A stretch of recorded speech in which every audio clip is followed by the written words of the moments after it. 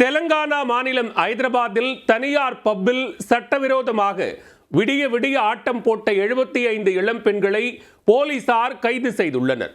பப்பில் மது ஏற்றி மயக்கத்தில் ஆடிய பெண்கள் மீது போலீசார் எடுத்த நடவடிக்கையின் பின்னணி என்ன?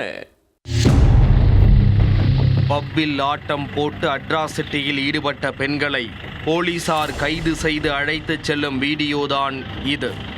ஹைதராபாத் பப்பிற்கு கர்நாடகாவிலிருந்து இளம் பெண்களை இறக்கியது யார்? சட்டவிரோத செயல் வெளியே தெரிய வந்தது எப்படி?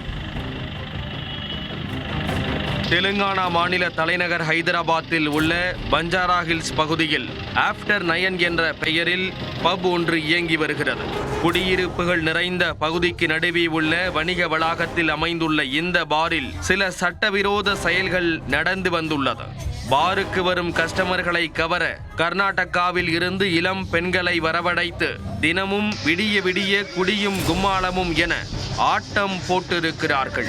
இதனால் தூக்கத்தை இழந்த அப்பகுதி மக்கள் பஞ்சாரா ஹில்ஸ் போலீசில் புகார் அளித்தனர். புகாரின் பேரில் ஆஃப்டர் 9 பப்பில் அதிகாரிகள் அதிரடி சோதனை நடத்தினர்.